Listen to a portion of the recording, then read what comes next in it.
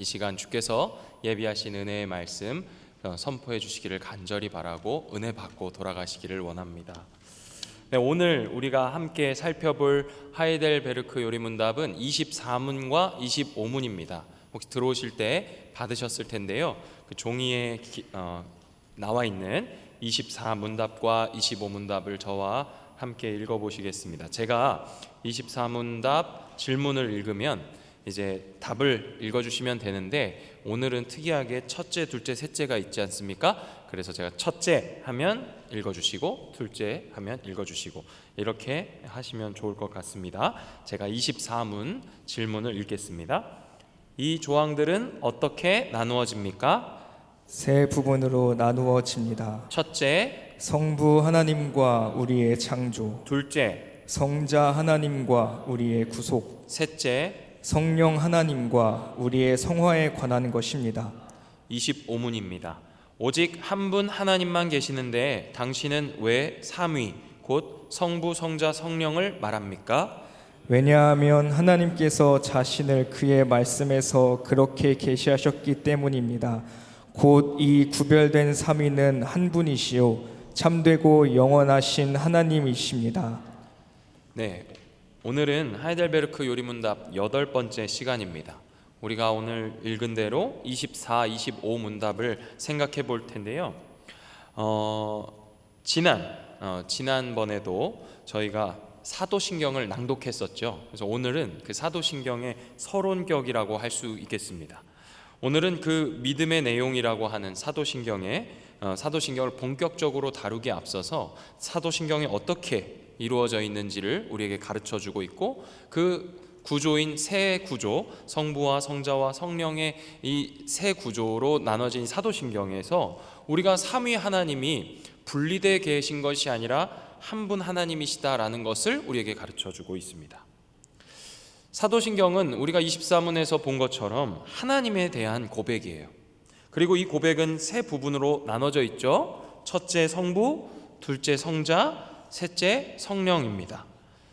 그런데 이 하이델베르크 요리문답은 이 삼위 하나님의 사역을 또 각각 구분해서 가르쳐줘요. 성부 하나님은 성부 하나님과 우리의 창조로 구성되어 있다. 또 성자 하나님과 우리의 구속, 성령 하나님과 우리의 성화로 이렇게 하나님의 사역을 셋으로 구분해서 알려주고 있습니다. 그래서 25문답은 어떻게 말하고 있습니까? 이 구별된 삼위는 한 분이시고 참되고 영원하신 하나님이시라고 말하면서 결코 분리되어 있는, 따로 떨어져 있고 상관없는 분이 아니라 한 분 하나님이시라고 우리에게 그 위험성을 경계해 주시면서 막아주고 있죠. 그런데 정말 중요한 것은 하나님께서 당신을 그렇게 계시하셨다는 사실을 앞에 써놓고 있다는 거예요. 이 점이 중요합니다. 하나님은 분명 유일하신 한 분 하나님이신데, 우리가 성부와 성자와 성령 하나님으로 구분하는 이유는 하나님께서 그렇게 계시하셨기 때문이라는 것이죠. 오늘 본문 말씀을 한번 더 읽어보겠습니다. 오늘 저희가 요한복음 15장 26절 말씀을 읽었는데 제가 읽어드릴게요. 내가 아버지께로부터 너희에게 보낼 보혜사 곧 아버지께로부터 나오시는 진리의 성령이 오실 때에 그가 나를 증언하실 것이요. 오늘 본문 말씀은요, 예수님께서 하시는 말씀입니다. 이 말씀은 삼위 하나님의 관계를 우리에게 잘 보여주는 본문이에요. 성령 하나님은 성부 하나님께로부터 나와서 성자 하나님에 의해서 보내지시는 분이다, 이렇게 말해요. 성자 하나님은 성부 하나님을 아버지라고 부르는 분입니다. 성부 하나님은 성자 하나님을 낳으시고 또 성령 하나님을 발생시키시는 분이라는 것을 요한복음 15장 26절이 가르쳐주고 있어요. 성령님께서는 성부 하나님께로부터 나와서 성자 하나님께서 보내시는 분이기 때문에 성경에서는 성령 하나님을 하나님의 영이다 또는 그리스도의 영이다 라고 부릅니다. 쉽사리 이해가 되지 않는 이 성부, 성자, 성령 하나님에 대한 교리를 우리가 신비라고 부르는 이유는 우리는 이런 존재를 본 적도 없고 생각해 본 적도 없기 때문이에요. 제가 이렇게 설교를 시작하면서 장황하게 말씀의 의미도 또 교리문답의 내용도 말씀드렸지만 어떻게 잘 이해가 되십니까? 네, 아멘, 감사합니다. 그래서 어떤 이들은요, 기독교가 삼위일체 교리만 고집하지 않아도 받아들일만 하겠다라고 이야기합니다. 또 어떤 사람들은 삼위일체 교리는 유일하신 하나님을 섬겨야 한다는 십계명에 위배되는 교리라고 이야기하기도 합니다. 그래서 이런 사람들에게 이 삼위일체 교리를 변증하기 위해 조금 더 이성적이고 합리적인 설명을 통해 삼위일체 교리를 설명하려고 했던 많은 목사님들이 있었고 신학자들이 있었어요. 하지만 모든 그런 노력과 시도들은 오히려 성경이 말하는 하나님의 존재에 대한 설명을 왜곡시키거나 변질시키곤 했습니다. 정확하게 이해할 수가 없고 만져질 듯 만져지지 않는 이 교리, 2000년 동안 무수히 많은 신학자들과 목사님들이 연구하고 고민하고 성도님들을 이해시키기 위해서 부단히 노력했던 이 교리를 제가 오늘 여기 앉아 계신 여러분들에게 명쾌하게 설명한다면 둘 중 하나입니다. 저는 이 시대가 낳은 최고의 설교자이거나 최고의 이단이 될 거예요. 그런데 걱정하지 마십시오. 저는 최고가 되고 싶은 생각이 하나도 없기 때문에 그럴 일은 없을 것 같습니다. 2000년 동안 수많은 사람들이 노력하여 설명하려고 했던 그 시도들을 제가 뒤로 하고 삼위일체 교리란 이런 겁니다 하며 제가 성도 여러분들께 어떻게 감히 정의 내려 드릴 수 있겠습니까? 삼위일체를 생각할 때 지금까지 많은 목회자들과 신학자들에게 공감을 얻은 가장 적절한 설명이 있는데요, 그건 바로 요한일서 4장 8절 말씀에 있는 하나님은 사랑이시라 하는 그 말씀을 근거로 했던 어거스틴의 설명이에요. 이 설명을 중심으로 해서 지난 21년 10월에 우리 담임 목사님께서 행복하신 하나님이란 제목으로 전하셨던 그 말씀이 있습니다. 그 말씀을 마음과 생각에 깊이 품으시면서 신앙생활을 하신다면 너무 도움이 될 것 같아요. 저도 오늘 설교를 준비하면서 다시 들어봤거든요. 그 목사님, 우리 담임 목사님께서 설명하셨던 그 내용은 이렇습니다. 사랑하시는 성부 하나님과 사랑받으시는 성자 하나님, 그리고 두 분 사이를 연결하는 끈으로서 사랑 자체이신 성령 하나님, 이렇게 세 위격이 동시에 그러나 서로 다른 위격으로 존재하신다 하는 설명이에요. 쉽게 이야기하면 우리가 사랑을 떠올릴 때 사랑을 생각하면 사랑을 하는 사람이 있고 그 사랑을 받는 대상이 언제나 있어야겠죠. 사랑한다 하면서 사랑하는 대상이 없으면 그것은 사랑이라 할 수 없다는 거예요. 그래서 사랑을 떠올리면 당연히 사랑하는 사람과 사랑받는 사람이 항상 존재하게 됩니다. 그리고 그 둘 사이에 사랑이 있죠. 그래서 어거스틴은 하나님은 사랑이시다라는 이 말씀에 근거하여 하나님의 존재 방식으로서의 사랑, 하나님은 사랑으로 존재하신다라고 이야기하면서 사랑하시는 하나님, 사랑받으시는 하나님, 사랑이신 하나님이라고 이야기했던 거예요. 그러니 이 하나님은 사랑이시다라는 말은 하나님은 사랑을 가지고 계신다든지 하나님은 사랑이 많으시다라든지 하나님은 사랑을 주시는 분이다라는 의미가 아니라 하나님은 어떤 분으로 존재하시는가? 바로 사랑으로 존재하시는 분이다라고 설명했던 것이죠. 아주 공감이 되는 설명이에요. 그러나 여전히 우리는 마치 미로 속에 있는 것 같은 생각이 들 수도 있습니다. 그렇지만 지난 시간에 이어서, 지난 7주차에 이어서 오늘까지 연속하여 우리가 생각해야 하는 부분은 우리의 구원이라는 것은 참된 믿음을 통해서 주어지는 것이고 그 참된 믿음이라는 것은 그 믿음의 내용에 달려있다는 사실을 우리는 계속 붙잡고 가야 돼요. 그리고 그 믿음의 내용은 하나님께서 계시하시는 모든 말씀이라는 것을 우리가 지난 주차에 배웠습니다. 그 모든 말씀에 계시된 그 하나님에 대한 신학이 집약된 것이 바로 무엇이냐? 사도신경이라는 거예요.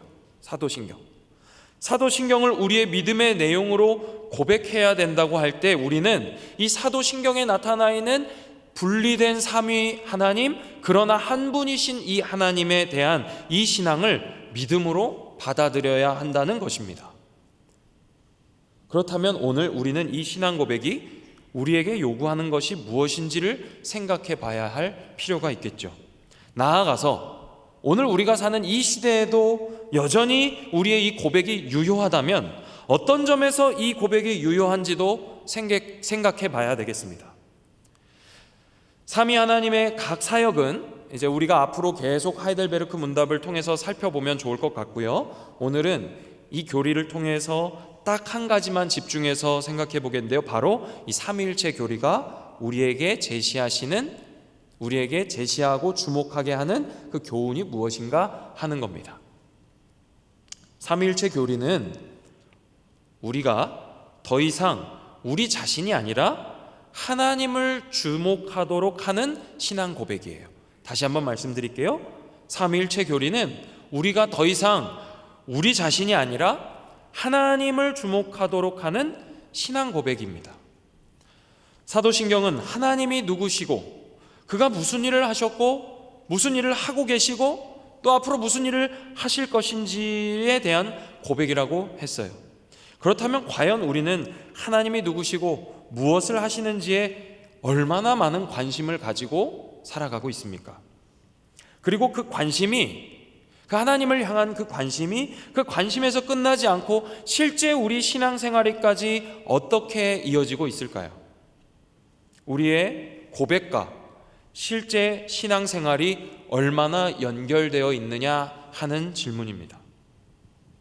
신앙생활, 믿음생활, 하나님 백성의 삶이 무엇이고 어때야 하는지에 대해서 무수히 많은 설명들이 있습니다. 어떤 사람들은 신앙생활이라고 할 때 그 신앙생활은 교회 생활을 의미한다라고 얘기합니다. 사도 바울은 갈라디아 교회에 우리는 귀에 있는 대로 모든 이에게 착한 일을 하되 더욱 믿음의 가정들에게 할지니라 라고 말씀을 하고 가르치셨어요. 믿음의 가정, 다시 말해서 교회 안에서 믿는 성도들 간에 서로 화목하게 지내는 것, 교회의 덕을 쌓기 위해서 부단히 애쓰고 봉사하고 예배를 섬기며 수종드는 것, 그것이 신앙생활일 수 있습니다. 그러나 그게 신앙생활의 전부냐라고 한다면 그건 아니라고 할 수 있겠죠. 또 어떤 이들은 신앙생활, 믿음생활이라 뭐냐고 할 때 또 뭐라고 대답하느냐면 열심히 예배생활하는 것, 경건생활하는 것, 기도하고 찬송하는 것이 신앙생활이라고 말하기도 합니다. 그렇습니다. 신앙생활은 곧 경건생활로 실천될 수 있어요. 예배도 하지 않고 기도도 하지 않으면서 내가 하나님을 신앙한다, 내가 그런 신앙생활을 하고 있다라고 얘기하는 것은 불가능한 일이겠죠. 그렇지만 이건 역시 우리 신앙생활의 전부라고 이야기할 수는 없을 거예요. 또 어떤 사람들은요, 일상생활에서 거룩한 삶을 사는 것이 신앙생활이라고 이야기합니다. 선을 행하고 구제하는 것, 복음을 전하는 것, 때를 얻든지 못 얻든지 전도하고 교회로 사람들을 초대하는 그 일이 신앙생활이라고 이야기합니다. 맞습니다. 신앙생활의 가장 중요한 부분이라고 할 수 있죠. 예수님께서 승천하시기 전에 제자들에게 당부하셨던 대위임령이 바로 이것이지 않습니까? 앞서 말씀드린 이 모든 것을 종합해서 정리해 보자면 신앙생활이란 무엇이냐? 하나님은 누구시며 오늘 그가 우리에게 무슨 일을 하고 계시는지를 평생 동안 알아가는 것이라 할 수 있어요. 신앙생활을 한다고 하면서 당최 하나님은 누구신지도 모르고 신앙생활을 한다고 하면서 도대체 그 하나님이 나와 무슨 관계가 있고 왜 그 상관이 있는지에 관심이 없다면 우리는 바른 신앙생활이라, 우리가 하고 있는 생활은 바른 신앙생활이라고 할 수 없을 겁니다. 하나님 없이 하는 모든 열심은 그저 그 열심만 있을 뿐 실상 하나님과 아무 관계가 없는 일이 돼버릴 것이기 때문이에요. 그렇기 때문에 우리는 늘 신앙생활을 하며 인생을 살아가며 무슨 생각을 해야 되냐면 도대체 하나님은 누구시고 그 하나님이 나의 삶에 무슨 일을 하고 계시는가를 끊임없이 물으며 그 답을 얻고자 해야 하는 것이죠. 이스라엘 백성의 열심이 하나님 앞에서 이렇게 아무 상관없는 열심으로 여겨졌던 적이 있습니다.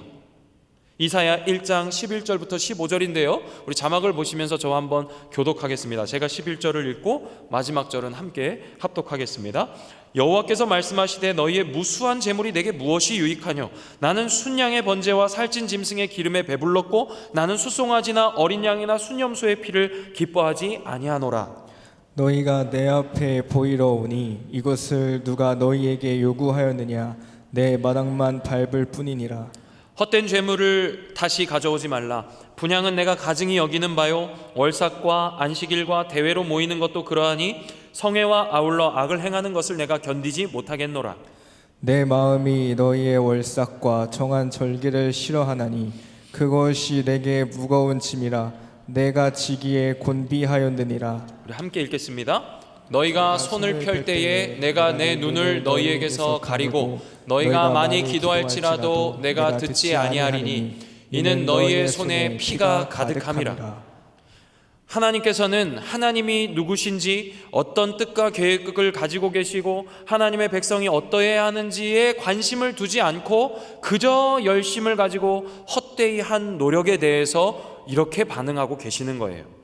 하나님이 그냥 받으시지 않겠다고 중립적으로 말씀하시는 게 아닙니다. 가증히 여긴다, 견디지 못하겠다, 듣지 않겠다, 아주 강력하게 거부하고 계시는 거예요. 열심히 부족해서도 아니고 예배가 적어서도 아니고 기도를 하지 않아서도 아니라는 것입니다.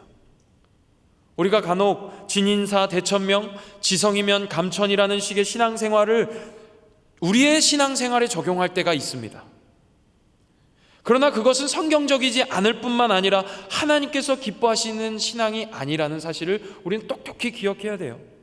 우리는 하나님을 예배한다고 하면서 우리의 예배를 받으실 만한 그 예배, 하나님이 받으실 만한 그 예배, 우리가 어떻게 하나님이 기뻐하시는 예배를 드릴 수 있을까에 관심 갖기보다는 우리의 열심에 관심을 기울일 때가 많습니다. 그래서 우리의 힘과 에너지를 어디에 쏟아야 하는지를 착각하여 엉뚱한 곳에 힘을 쏟을 때가 많다는 것이죠.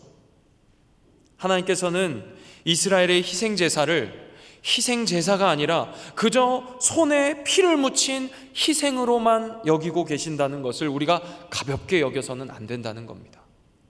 희생제사가 어떻게 드려졌습니까? 제물을 가지고 오는 이가 직접 그 제물을 잡아서 피를 흘려야 했어요. 제물을 바치는 사람은 반드시 자신의 손에 피를 묻혀야만 했습니다. 하나님께 그 제물을 바치면서 이 제물이 나 대신 죽는구나, 그 철저히 그 죄의 무서움과 두려움에 휩싸이며 하나님께 용서를 구하는 일이 희생 제사였습니다. 그런데 하나님이 보실 때 그 희생은 그저 네 손에 피를 묻히는 일밖에 되지 않았다 얘기하시는 거예요.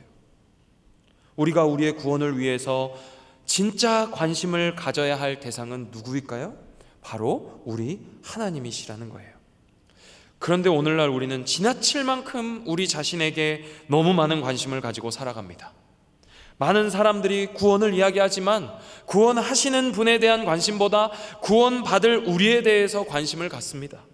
구원의 능력이 누구에게 있는지보다 구원이 우리에게 어떤 유익을 주는지에 더 많은 관심을 갖습니다.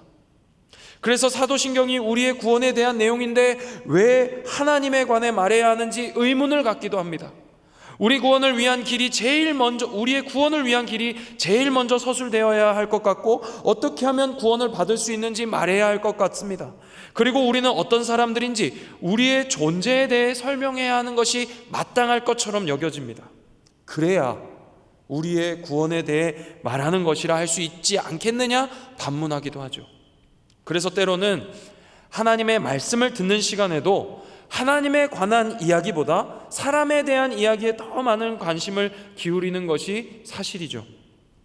저도 그렇습니다. 제가 말씀을 전할 때도 마찬가지지만 말씀을 듣는 청중의 입장이 되었을 때 저 역시 우리 많은 목사님들이 말씀을 전하시면서 스치듯이 이야기하셨던 사모님과의 이야기, 군대 이야기, 자녀를 키우면서 있었던 에피소드, 이런 일들에 더 잘 기억이 남아요.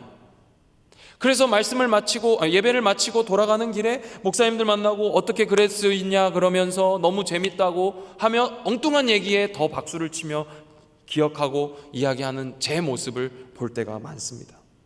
그런데 제가 설교를 준비할 때도 어느 순간인가 더 이런 것에 관심을 기울일 때가 많다라는 거예요.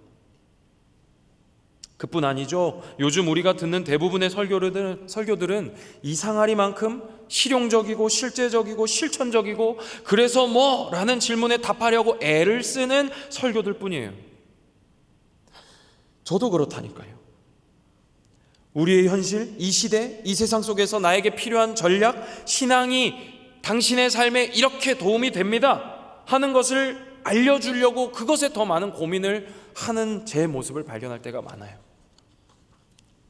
부산에 위치한 유은교회라고 하는 곳에서 담임하시는 윤석준 목사님은 이 하이델베르크 요리문답을 설교하셨던 그 설교문을 모으셔서 하이델베르크 설교라는 책을 쓰셨습니다. 그 책에 이 24문답을 설교하시면서 자신이 겪었던 이전의 이야기를 다음과 같이 말씀하시는데요. 제가 한번 읽어드리겠습니다.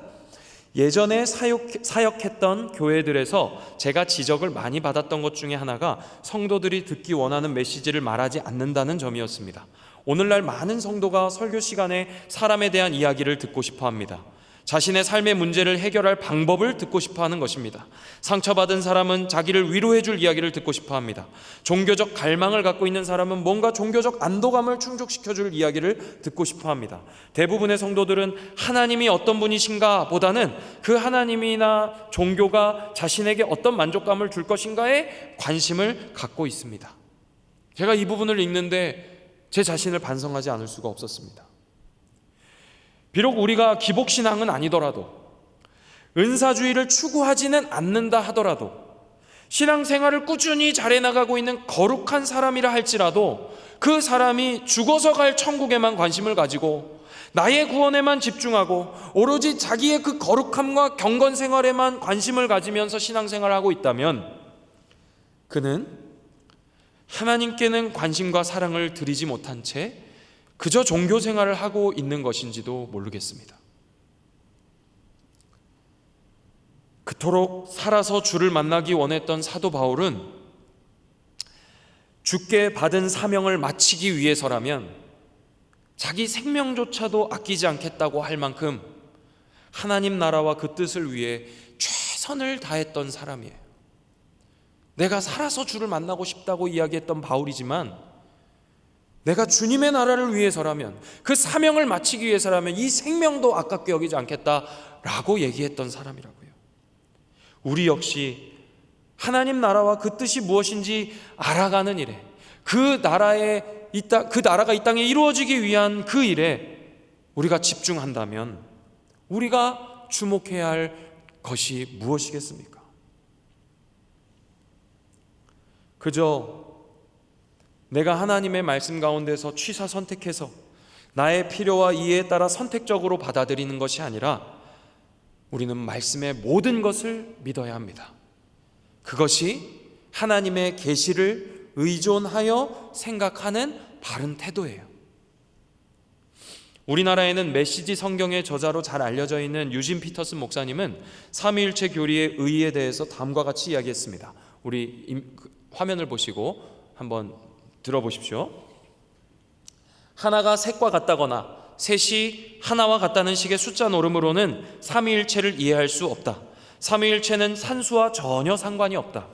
삼위일체는 성부, 성자, 성령으로 스스로를 우리에게 계시하시는 하나님에 대해 생각하고 그분께 관계적으로 응답하는 법을 배우는 방식이다. 삼위일체 교리는 그 논리적 구조를 이해하는 것에 그 의미가 있는 것이 아니라는 말입니다. 성경을 통해 하나님 당신께서 스스로를 성부로, 성자로, 성령으로 우리에게 계시하셨고, 우리는 그런 그 하나님을 생각하면서 우리가 어떻게 그런 하나님께 반응할 수 있는가, 응답할 수 있는가, 그것을 관계적으로 하나님과 나와의 그 관계적으로 배우는 방식이 삼위일체 교리라는 말이에요. 즉 우리는 삼위 하나님과의 깊은 내적 교제를 통해서 그분의 존재 방식으로서의 삼위일체를 배울 수 있다는 거예요. 성부는 나를 위하여 무슨 일을 하시고, 성자는 나를 위하여 무슨 일을 하시고, 성령은 나를 위하여 무슨 일을 하신다 하는 그 사실을 그 하나님과 계속 교제함을 통하여 하나님께서 이렇게 나에게 일하고 계시는구나를 배운다는 것이죠. 그렇다면 우리를 구원하는 참된 믿음의 내용으로서 이 삼위일체 교리, 나 자신이 아니라 구원하시는 그 하나님을 더욱 생각하고 바라보게 되는 그곳은 어디일까요? 삼위일체 하나님께서 가장 잘 드러나는 곳은 어디일까요? 바로 십자가입니다. 우리는 십자가를 바라볼 때 삼위 하나님께서 우리의 구원을 우리에게 어떻게 베푸시는가를 아주 분명하게 알 수 있어요. 로마서 5장 8절은 우리가 아직 죄인 되었을 때 그리스도께서 우리를 위하여 죽으심으로 하나님께서 우리에 대한 자기의 사랑을 확증하셨다고 말합니다. 성부 하나님은 자신의 사랑을 아들의 희생을 통해서 우리에게 나타내신 거예요. 이 사랑은 창조 세계의 그 가변적이고 변화무쌍한 변수들에 의해서 변질되지 않습니다. 왜냐하면 영원한 하나님의 그 사랑에서 비롯된 것이기 때문이에요. 에베소서 1장 4절은 곧 창세전에 그리스도 안에서 우리를 택하사 우리로 사랑 안에서 그 앞에 거룩하고 흠이 없게 하시려고 작정하셨다 기록하고 있습니다. 창조 이전에 변수가 많은 이 창세 이후에 이 세상 가운데서 만드신 것이 아니라 창조 이전에 그리스도 안에서 그의 죽으심과 희생 안에서 우리를 거룩하고 흠이 없게 하시려고 이미 계획하셨다는 거예요. 또한 성령님께서는 친히 우리와 더불어 하나님의 자녀인 것을, 우리가 하나님의 자녀가 된 것을 증언하신다고 말씀하시는데요, 로마서 8장 15절과 16절 말씀을 제가 읽어드리도록 하겠습니다. 너희는 다시 무서워하는 종의 영을 받지 아니하고 양자의 영을 받았으므로 우리가 아빠 아버지라고 부르짖느니라. 성령이 친히 우리의 영과 더불어 우리가 하나님의 자녀인 것을 증언하시나니 성자에게만 주어졌던 아버지라 부를 수 있는 권한이 더 이상 우리가 종의 영을 받지 않는 우리에게도 주어졌다는 사실을 이렇게 기록하고 있는 겁니다. 성자에게만 주어졌던 아버지라 부를 수 있는 그 권한이 이제 우리에게도 주어졌다 증언하고 계신다는 거예요. 우리가 더 이상 종의 영을 받지 않고 오직 예수 그리스도에게만 허락되었던 그 성부 하나님을 향하여 아버지라 부를 수 있는 그 권한을 양자의 영을 받은 우리에게도 부여하셨다고 성령 하나님이 계속 증언하고 계시는 겁니다. 그리고 우리는 끝으로 요한복음 17장 말씀에 귀를 기울여야 합니다. 요한복음 17장 21절 말씀을 우리 한 목소리로 한번 읽어보겠습니다. 시작. 아버지여, 아버지께서 내 안에, 내가 아버지 안에 있는 것 같이 그들도 다 하나가 되어 우리 안에 있게 하사 세상으로 아버지께서 나를 보내신 것을 믿게 하옵소서. 예수님께서 잡히시기 전에 하나님 아버지께 기도를 드리고 있는 그 기도의 내용입니다. 예수님께서는 성삼위 하나님의 그 일체 가운데로 우리를 초대하고 계시는 거예요.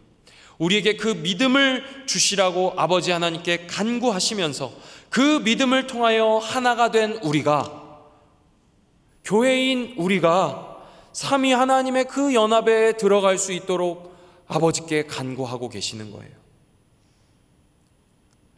그 연합의 길이 바로 십자가입니다. 예수님께서는 제자들을 부르신 후에 그 제자들에게 뭐라고 말씀하셨습니까?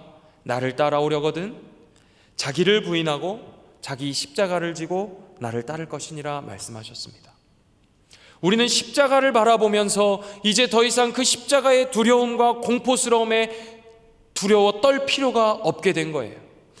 로마서 8장 17절에 이 15, 16절을 이야기한 다음에 17절에 뭐라고 이야기합니까? 그리스도와 함께 영광을 받은 우리가 그와 함께 고난도 받아야 되지 않겠느냐 이야기합니다. 그 놀라운 구원의 영광과 함께 우리는 그 십자가의 고난에도 함께 참여해야 한다는 것이죠. 그렇기 때문에 우리 십자가를 보면서 십자가를 지고 따라갈 그것을 엄두 내지 못하고 부담스러워하며 걱정할 필요가 전혀 없습니다. 십자가 앞으로 달려나갈 때 어떻게 내가 저 십자가를 질 수 있을까 주저하며 나아가는 것이 아니라 기뻐 뛰며 나아갈 수 있게 된 것입니다. 사랑하는 은평의 성도 여러분, 우리가 하나님의 자녀가 되었다면 십자가를 바라볼 때마다 우리가 자녀된 것을 기억할 수 있다고 한다면 상속자로서 그리스도와 함께 영광뿐 아니라 고난도 달게 받기 위하여 십자가를 향해 달려가는 저와 여러분 될 수 있기를 축복합니다. 그래서 십자가를 바라보실 때마다 삼위 하나님을 떠올리시고 삼위 하나님을 기억하시기 위해 날마다 십자가를 바라보시는 저와 여러분 되기를 축복합니다. 함께 기도하겠습니다.